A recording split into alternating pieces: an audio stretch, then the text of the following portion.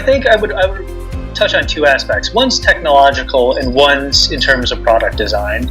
And so, yes, you're absolutely right. One of the big knocks on machine learning in general, and of particularly deep learning type approaches, is that they're black boxy and it's hard to understand what's going on. It's hard to turn around and point at it and explain to a person what it is they do.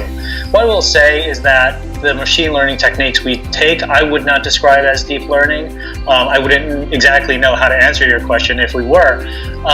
One of the things that we've worked very hard about, one of the things that's different about us, is that even aspects of our system that look a little bit black boxy and maybe start out life a little bit black boxy, we've worked very hard to make explainable. And like I said, this is the work of 10 years that we've been doing, including back at the hedge fund, trying to make systems that are not just simple rules-based system, auditable and understandable and accountable.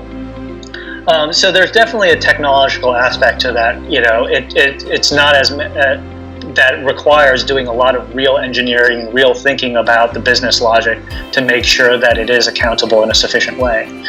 The other way I would answer that question is from a product design perspective, and that's where I find myself, even though I'm not a lawyer, I find myself thinking a lot like a lawyer, and I find myself thinking about precedents, and because one of the issues is that, well, the regulations are the same. I think, as you pointed out, regulations are the same, but everyone's got their own compliance procedure, their own compliance approaches. And I think it's very important to understand how your product fits into existing precedents and different things that go on inside the industry or even inside that exact organization. And so you can address concerns about the fact that, hey, this looks different than anything we do. How are we going to get comfortable with it from a compliance perspective?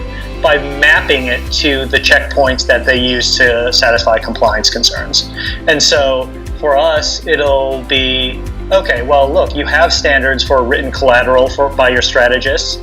Why don't we just make sure that what we the natural language that we generate fits those standards, right? You have standards for what constitutes advice and how you design your model portfolios.